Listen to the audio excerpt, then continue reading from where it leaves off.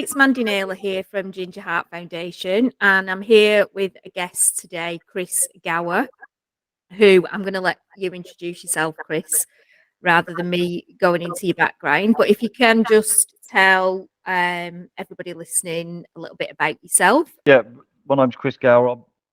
I'm basically I've gone full circle on the habit of cocaine. So it took me to quite a dark place. Started recreationally, started with friends doing it a little bit here and there, um, and really it took over my life in the end. And really, that is why I now help people with cocaine addiction, and try and support them and let them find a way out. Thanks for that, Chris. So, your YouTube channel, first of all, is amazing, and I'm going to post the link to your YouTube channel along with this podcast because the what I love about what you do and how you do it is that you've already told me that you kind of do it stream of consciousness in that you're not doing a script or thinking you're just literally coming on and talking from the heart, and it comes across. You can sort of really see and feel that in your recordings, and the way you're informing about cocaine is amazing. It's I know you're helping a lot of people. So and thanks for coming on and doing this. I really appreciate it. So can you just talk a little bit more about your journey, with cocaine? What got you started? How did that progress? Yeah. So really, the earliest time I can remember it being where I was when we started going to nightclubs. I mean, we started early, like 16, um, and there was friends doing it, like with older people, and I knew they were doing it. I was offered it, and I didn't do it. I I, I was I was scared of it. Um, my brother, I was aware that my brother was using with his friends, and I couldn't stand the way that he looked when he used it. Like his face, he'd make all sorts of faces with his jaw, and he'd become a completely different person, um, which I couldn't understand because I'd never tried it. So that scared me, um, and really, I think fast forward to about 18, it was more common now. I was everywhere that I went, people were using it, and I was um, still quite scared of it, to be fair. And that was only bolstered by one of my friends dying of a of an overdose that they put down to cocaine. Um, his heart stopped. His brothers found him face down in his living room, and essentially that we was all at his funeral. I went and visited him at the chapel of rest, and it was that all bolstered the feeling of being scared of cocaine, not wanting to use it. Um, and then I guess the more that you're around it, the more people that are close to you use it, so it's seen as acceptable. I gave in. I tried it. I didn't take it up regularly in the beginning. It was sporadic. Um, could happen every month or so, um, and then really the point of me using with some intention, was at my mum's funeral. We was at the wake, and somebody turned to me and said, "Have a line of this powder. It'll pick you up a bit." Um, and I said, "All right then."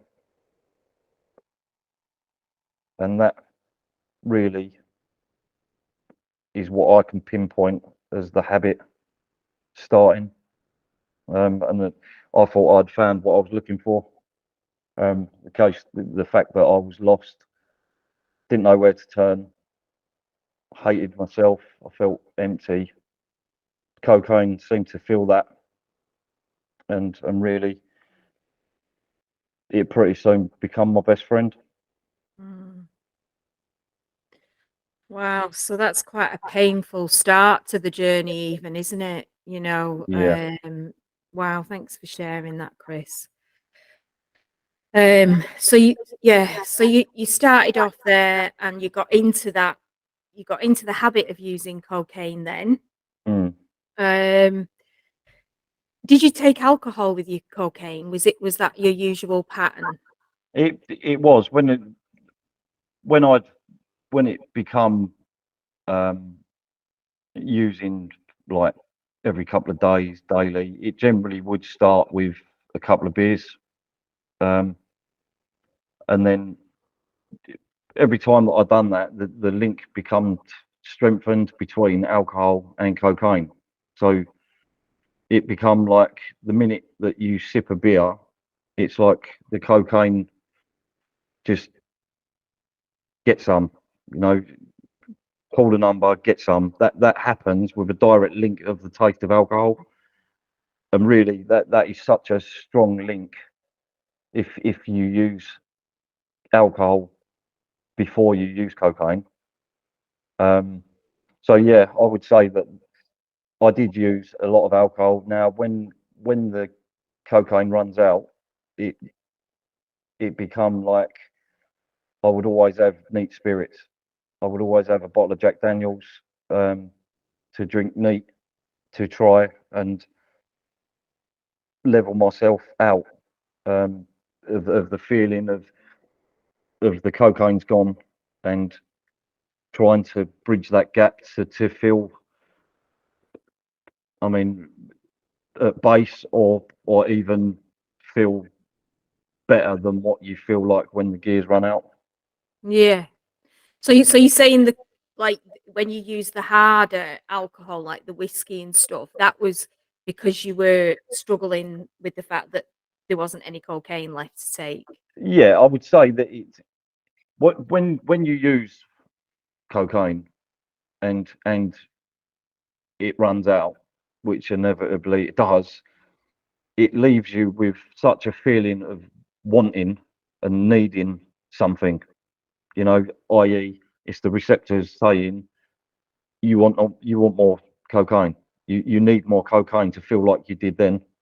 Um, Yeah, but if you don't do that, then the next best thing to fill that void is neat alcohol, right. and that is really how I managed come downs, how I managed to try and get to a level where I could go to sleep, um, because otherwise it's laying looking through your eyelids at the ceiling, and there's not much chance of going to sleep um, without it. So it was all self medicating for me.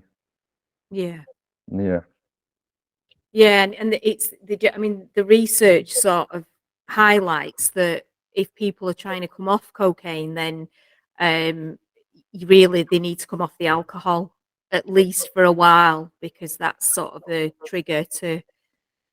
Would you say that you've kind of so in the beginning you find that link that if you drank alcohol, you or did you just very quickly get to the point where you wanted the cocaine all the time without the yeah. No, alcohol? there is a direct link with alcohol. There was for me, and I very much advocate to clients of mine that if you stop using alcohol, if that is what you use in the first place before the trigger of using cocaine, then that if you put space between yourself and alcohol, the link to cocaine will lessen, Yeah, and that is fact. That is how I did it. Um, that is how I broke that cycle, and that is really it's difficult enough without taking alcohol out of it. Yeah, yeah. And I think, yeah, a lot of people have said that.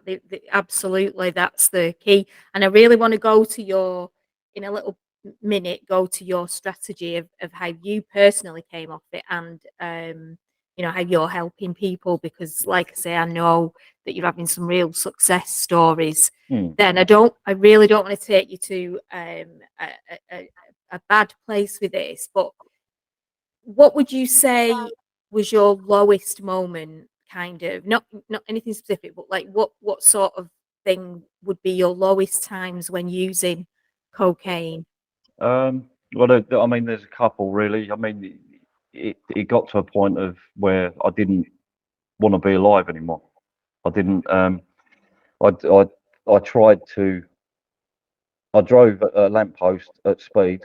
I clicked my seatbelt off. I was drinking vodka and sniffing cocaine while I was driving. Um, unclicked the seatbelt. I can see it like it was yesterday. I unclicked the seatbelt. I smiled. I put my foot down and drove at a lamppost, but I didn't die. Yeah. Um, and really, that was the point where I felt that there was nowhere to go. There was I couldn't um, I couldn't admit to myself that I just accepted that this was me now. Um, and looking back, I mean, now I can't quite believe it. Um, Mm, but that weren't the only time. There was times where I was using so much cocaine that really I, my nose was blocked. I couldn't get any more up it, and I was um, eating rocks of pure cocaine, um, and really looking up, feeling my pulse, and feeling that the pulse is going, it's getting erratic, and I was like, any time now. Um, so yeah, I would highlight those 2 points of being my lowest. yeah. Yeah. It's yeah. So from a recreational user, like when you began to sort of get into to that point where did you get to a point where you were using every day? Yes. Yeah, and was it sort of it was impacting on life, like say you weren't getting to work or you Yeah, I mean, around that time, I really wasn't that concerned about work.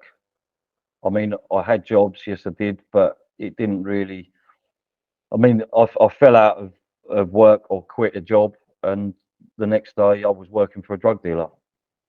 Um, and essentially, it was always like, oh well, I can make the rent. I can do this. All I've got to do is run around and sell some grams. And really, that looking at it now, it was clearly I was doing that to know that I had cocaine.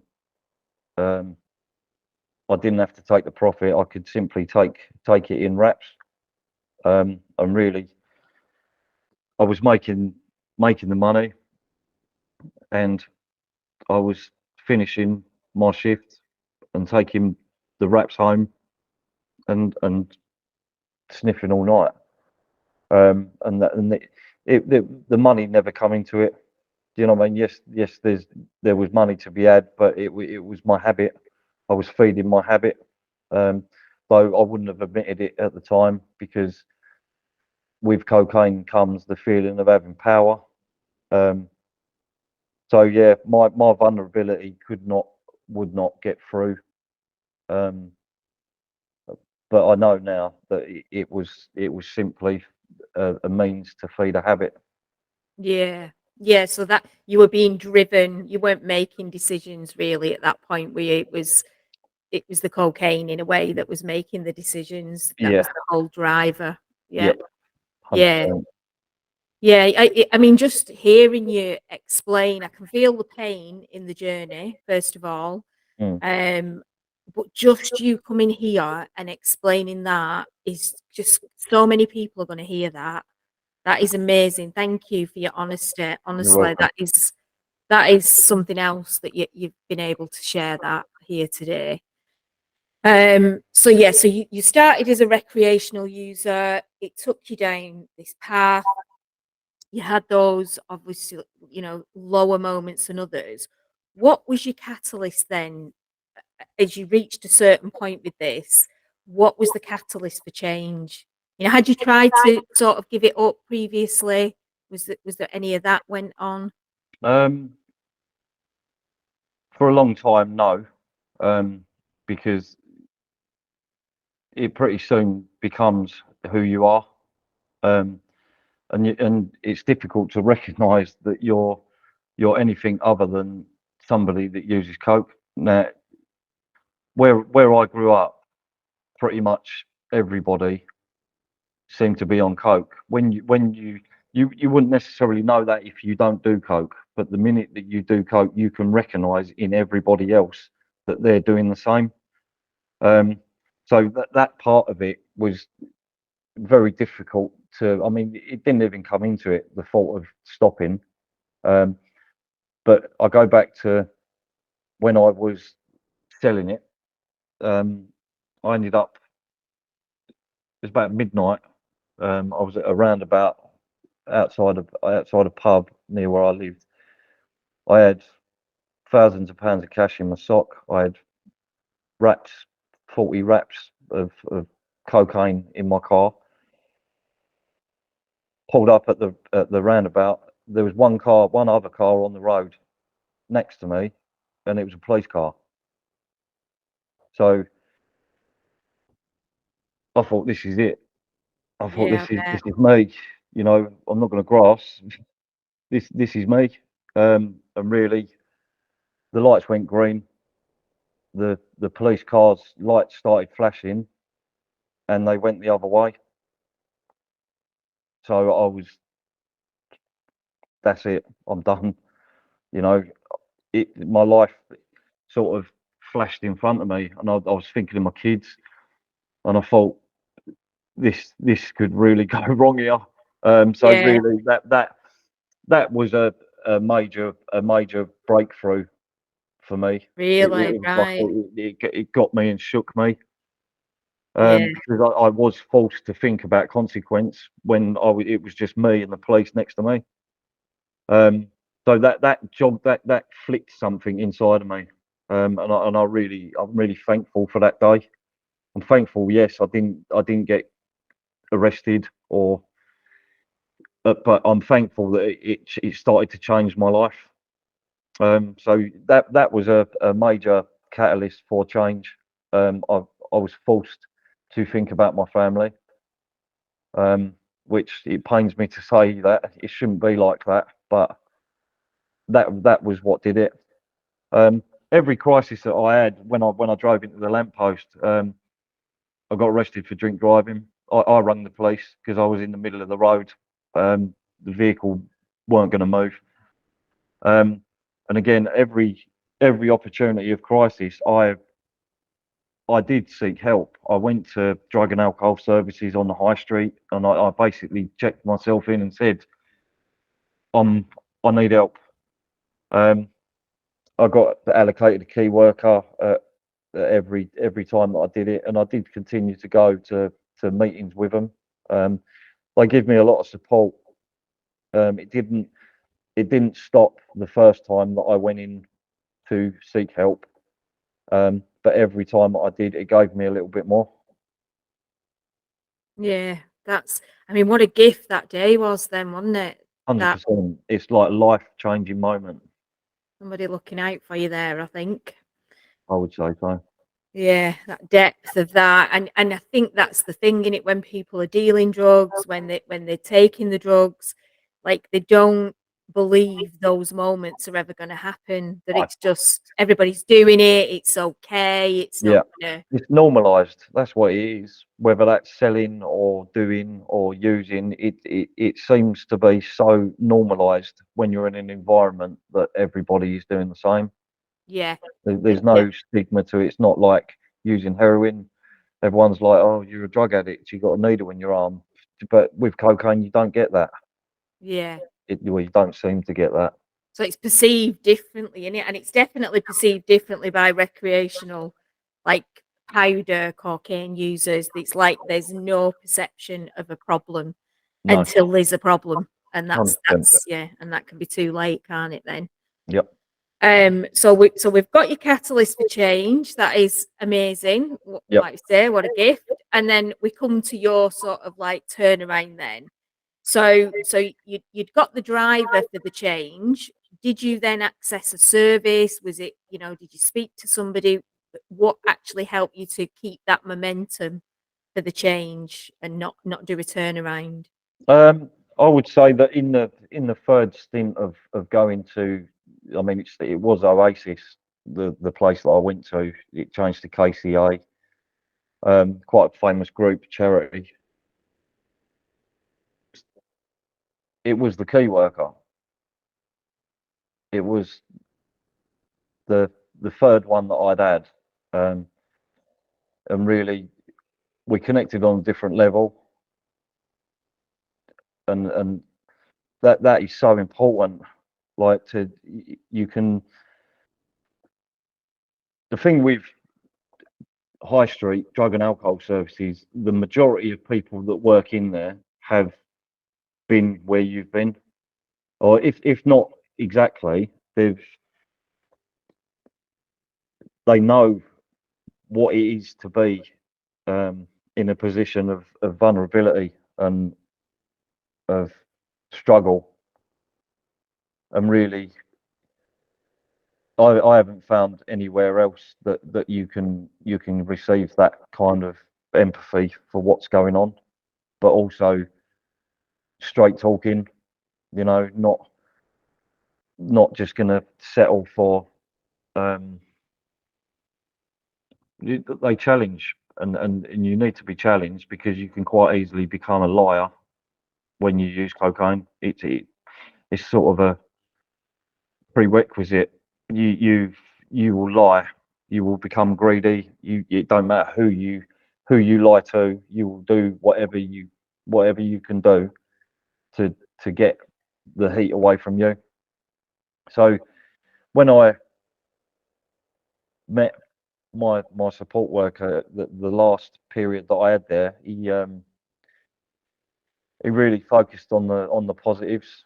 We went through a lot of the places that I'd been in my life, um, and really it gave me a grounding to really push on, which I Wow. took with both hands, to be honest. Yeah. So it was that. So that guy, there was something about him, Yep. like that you connected to him. You Yes. connected to the way he communicated, the way he worked. So it was like straight talking, kind of. And he obviously cared. I mean, the fact that you could feel that empathy. So it needs to be somebody with that genuine care, doesn't it? Yeah. Not Uh, everybody is going to click with everybody else.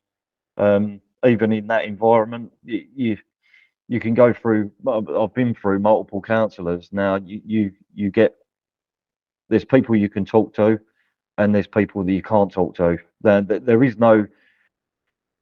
It's unique to everybody, yeah. and that is the key bit. If it doesn't work with one support worker, then try another one. The key bit is don't give up. Just keep searching for that person, because that person will make a difference. Yeah, absolutely. And like you say, it doesn't mean that one is better than the other. It's just what works for you. So who you connect with in the 100%. service. Yeah, brilliant. Um, so like that was your change. You kept moving forward.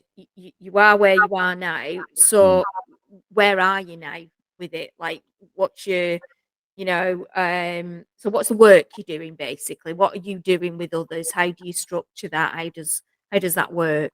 Right. Okay. So I I I set up my YouTube channel. I started. That is how it all begun, really. I just started a channel talking about cocaine, talking about my life experience with it, in the only way that I can, and that's by power of recall, memory. I mean, a lot of the stuff that's happened to me is it's so vivid that really that has massively helped the ability to try and explain that. So it started there really. I got a lot of good feedback, comments, people saying, "Oh, it really helped." So that spurred me on to do it more.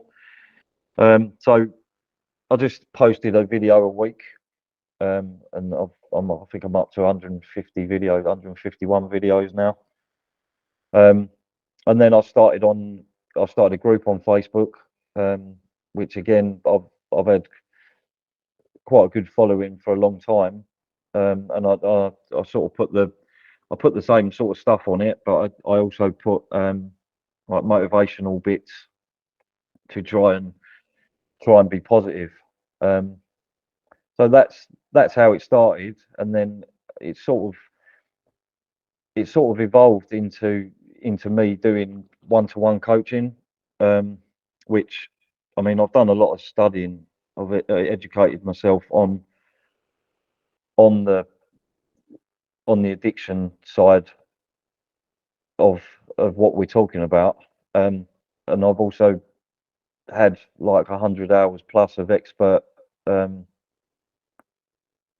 like in the other side of the chair. So I've been around psychologists, psychiatrists, counsellors, people in drug and alcohol settings. Now all of that knowledge I've drawn from, and I've sort of linked it into psychology, um, that is now developed in my coaching style, and essentially now what I do, I I do one-to-one coaching with clients all over the world now, that essentially they get me through my website. We set up and basically just do an hour, half hour on WhatsApp video call. Um, and again, it's really, I get so much from it. But I mean, the reviews and what people feedback is really what makes me fizz inside, because I'm using my life experience to help, um, and relate to other people. Yeah, I mean, massively. Like when you like first from your YouTube channel, first of all, that's where I first sort of find you. I don't know how I came across. Obviously, it must have been from it. Sort of finds out what your searches are and stuff, doesn't Mm, it? And I just watched one after the other because it was a real person, like I said earlier, sort of speaking to me. mm, You could feel, like I say, that lived experience. So the fact that you're bringing that to your now coaching, your one-to-one stuff with people is I'm just really happy you're in the world doing it, Chris, to be fair, because you're just doing an thank you. amazing job. So and you've obviously got limited capacity for because you've only got so many hours with the one-to-one. If people want to come and find your website to sort of or your YouTube channel to find out more about you, um is would how do people contact you basically? Yeah, That's that basically, way. I'd say so. Google search chrisgowermhd.com will get my website, which gives a bit of my history, and it's got all the links on there to TikTok, YouTube, Instagram. So yeah, there's an inquiry form at the bottom. There's reviews on there. So yeah, just fill it in, and that comes straight through to my Gmail account, and then we can set up from there. Excellent. Did you say sorry, did you say Chris Gower MHD? mhd.com. MHD. Chris Gower mhd.com.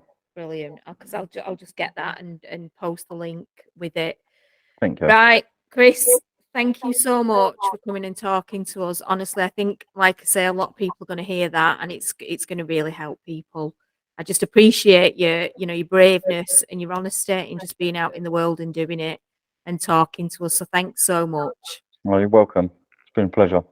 Oh, thanks, Chris.